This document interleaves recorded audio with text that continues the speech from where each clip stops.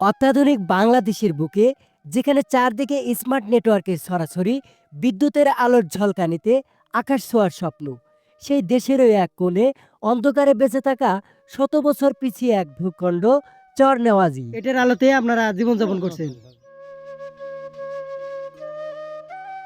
এখানে নেই রাস্তাঘাট, নেই স্কুলের ঘন্টা, নেই হাসপাতালের সাইরেন, নেই হাটবাজারের কোলাহল। এখানকার প্রতিটি ঘরে জ্বলে শুধু টিমটিমে দোয়াতের আলো। আর সেই আলোতেই বেঁচে থাকে কিছু মানুষ, যাদের জীবন সংগ্রাম আর স্বপ্ন এক নীরব কাব্য।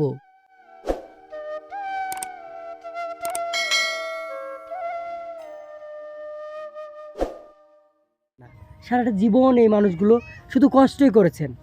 আঙ্কেল, এই যে জীবন ভর যে কাজ করতেছেন, আসলে কি আপনারা এই সুখে জীবনযাপন করতে পারছেন? না। এই বয়সে এসেও দেখলাম একদম সংগ্রামী। এই যে ছন করে দিয়ে ঘর, এই ঘরগুলো থেকে সারা জীবন কাটাইলেন। হ্যাঁ, হ্যাঁ, তো এই যে আপনার ঘরে দেখলাম সোলার নাই, এখানে বিদ্যুৎ নাই, কিভাবে চলেন? ওকে ছাড়া নাকি? হ্যাঁ, রাতের বেলা কি জ্বালান? এমনি বুধবার দোয়াত জ্বালান? জি, এই যুগে এসেও দোয়াত জ্বালাইতে হয়? দিনেতে। রাতের বেলা এটাই জ্বালান ঘরের মধ্যে? এটার আলোতে আপনারা জীবনযাপন করছেন? তো একটাবার দেখুন, অত্যাধুনিক যুগে এসেও আধুনিকতার ছোঁয়া নেই এই চর নেওয়াজি। ঘরটা যদি আপনাদেরকে দেখাই, এই যে এখানে একটা চৌকি আর কয়েকটা কাঁথা, আর এইখানে এই যে গরু রাখেন, এই গরুই ওনাদের সম্বল, তাই না? তারপরে ইয়ে আবাদ মৌসুম করছেন কিছু? করছি পুতরা গাছি মাসে খাত বাগিটা নিয়ে যাবে। তো দেখুন, এই যে আদিবাসীদের মতো জীবনযাপন করে ওনারা, এই যে সিগার মধ্যে, এই যে পাতিলের মধ্যে খাবার রেখে দিচ্ছেন। তো আপনাদের হাট বাজার যাইতে হয় নদী পার হয়ে? নদী ভাড়া লাগে। মানে এর হাট বাজার গেলেও নদী ভাড়া আবার গেলি নদী ভাড়া লাগে। কোনো কিছু বিক্রি করতে হলে নদী পার হয়ে করতে হয়। হ্যাঁ, তো দেখুন একটাবার ওনাদের জীবনগুলো দেখুন, কতটা কষ্টের, কতটা সংগ্রামী। দেখুন এই সবগুলো বাড়ি মিলে একটা টিউবওয়েল, যার কারণে এই আপুদের এই পানি কিন্তু টানা পানি ব্যবহার করতে হয়। তো অনেক কষ্টে এই আপুরা এভাবে জীবনযাপন করে। ভোরের আলো ফোটার আগেই জেগে ওঠে চর নেওয়াজি। পুরুষের পাশাপাশি নারীরাও ধরে সংসারের হাল। শিশুদের সামলানো, চুলার ধোয়া আর চোখের জলে মিশে যায় দিনের সব ক্লান্তি। কৃষি আবাদ, গবাদি পশুপালন আর নদী থেকে মাছ ধরায় যেন চর নেওয়াজির মানুষের নিত্যদিনের পথ চলা। এখানকার মানুষগুলো এই যে এভাবে এই যে মাছ ধরে ধরে এনে তারপরে রান্না করে খায়। দেখুন, আপনাদের তো কিনতে হয় না না মাছ? না, এই যে জাল নিয়ে গেছেন, এটা কতক্ষণে মারলেন? এই ঘন্টা খানেক। 1 ঘন্টায়? তো দেখুন এই যে দুইজন ভাই একসাথে গেছে, দেখি আপনার গুলে। ও, আপনি তো বেশি পাইছেন ওনার চেয়ে। হ্যাঁ, 1 ঘন্টার মধ্যে এগুলো মারলেন। তো দেখুন এখানকার মানুষজন এভাবেই এই যে প্রতি ওয়াক্তের মাছ এভাবে নিজেরাই ধরে তারপরে হচ্ছে খাবার ব্যবস্থা করেন। শুষ্ক মৌসুম, ঘাসের স্বল্পতা, আর এই ভাইকে দেখলাম এই যে বাদামের গাছগুলো যেভাবে বাদাম ছাড়িয়ে তারপর হচ্ছে এই যে গরুকে দিচ্ছেন, এবং গরু খুব ভালো খাচ্ছে এগুলো। এই যে দেখুন, মানে গরু এগুলা ঘাসের মতোই খাচ্ছে। হ্যাঁ, এগুলা মানে ঘাস থেকে যে পুষ্টিটা পায়, বাদাম গাছ থেকে সেই পুষ্টিটা পাচ্ছে। তার থেকে বেশি পুষ্টি পায়। মানে বাদাম গাছে ঘাসের চেয়ে পুষ্টি বেশি। তো এই দেখুন, সেই জন্য এতগুলো ইয়া নিয়ে আসছেন। কয়টা গরু পালেন? গরু এখানে 4টা আছে। 4টা গরু। এই ঘাসগুলো কয়দিনে খাবে? 3 দিন যাবে। 3 দিন। নষ্ট হবে না? না, নষ্ট হবে না, রোদে দিন। রোদে দিলে বালু পড়ে যাবে। বালু পরে যাবে, আরো ভালো খাবে। হ্যাঁ।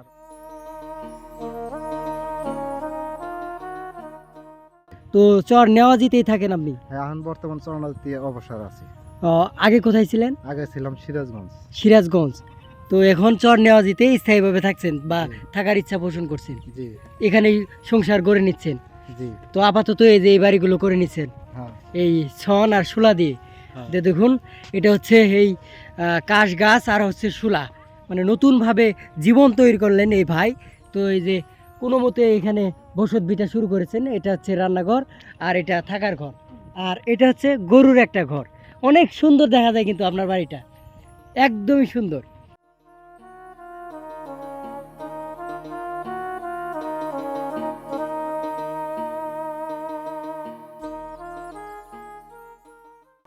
খাবার খাওয়াচ্ছ?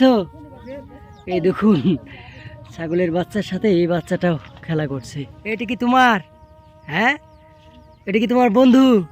হ্যাঁ, তুমি ওর সাথে ছাগলের বাচ্চা, তোমার ছাগলের বাচ্চা, তুমি ওর সাথে খেলো? হ্যাঁ, কুলে নিবা, এটা কুলে না থাকো তুমি। এই দেখুন কোলে নিচ্ছে। হ্যাঁ, নাও নাও, কোলে নাও। তো এই ছাগলের বাচ্চার সাথে এই বাচ্চাও দেখুন একদম মিশে গেছে। তো এরা খেলা করছে এইভাবে।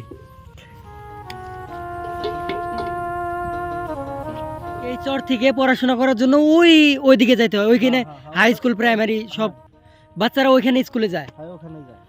তো দেখুন একটাবার দেখুন, মানে এটা হচ্ছে চর নেওয়াজি নতুন ভাবে মানে জনবসতি করে উঠছে। আর এখানকার এই যে বাচ্চারা যে আছে তারা মাদ্রাসা ওই নদী পার হয়ে মাদ্রাসায় যাচ্ছে।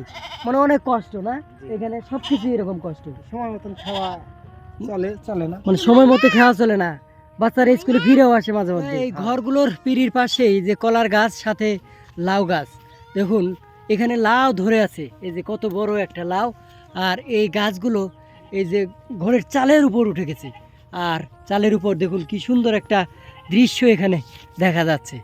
তো এখানকার মানুষজন নিজেরাই করেন নিজেদের সবজি উৎপাদন। দেখুন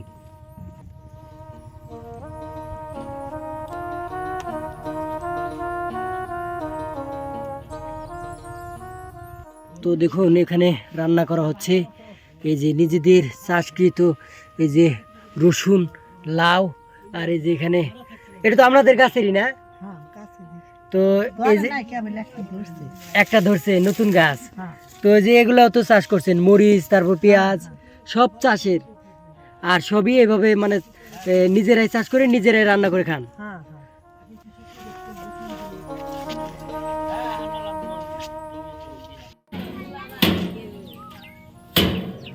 ভাই মেশিন নাই আপনাদের? মেশিন তো আছে, ধান তো মেশিনে বেরানো সম্ভব না। মেশিনে বাইরানো সম্ভব না কেন? এগুলা ধান, এই যে ছোট ছোট ধান। আর ধান এতটা কম হয়েছে কেন? এই যে মানে এতগুলো আটিতে, হ্যাঁ বৃষ্টির কারণে এরকম হয়েছে। বৃষ্টির কারণে? বৃষ্টি নাই, মানে পানি দেওয়ার সমস্যা। বন্যা হলে হয়তো ধানটা ভালো হতো। আর বন্যা হলে পলি মাটি পড়তো ভালো। অন্যান্য জায়গায় তো ধানের এই যে মৌসুমই শেষ, তো এটা মানে এতটা পিছিয়ে কেন? এটা তো সিজন এখন, এটা সিজনে গাঞ্জা ধান এখন সিজন, অর্থাৎ নামলা ধান। হ্যাঁ নামলা ধান। তো দেখুন এই যে নামলা ধান, তাও বেশিটা ফলন হয়নি। এই দেখুন তবুও ওই যে হাতে মারাই করে নিচ্ছেন এখানকার কৃষক ভাইরা।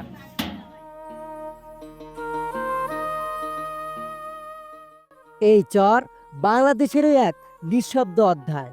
এখানে মানুষ এখনো লড়ে যায় মাটি আর নদীর সাথে। তাদের কাছে আধুনিকতা মানে একটা নিরাপদ ঘর আর এক মুঠো খাবার। অন্ধকারও নয়, শত বছর পিছিয়েও নয়, এরাও এগিয়ে যাক আধুনিকতায়। এই প্রত্যাশায় আজ বিদায় নিচ্ছি। সবাই সুস্থ থাকবেন, ভালো থাকবেন। আল্লাহ হাফেজ।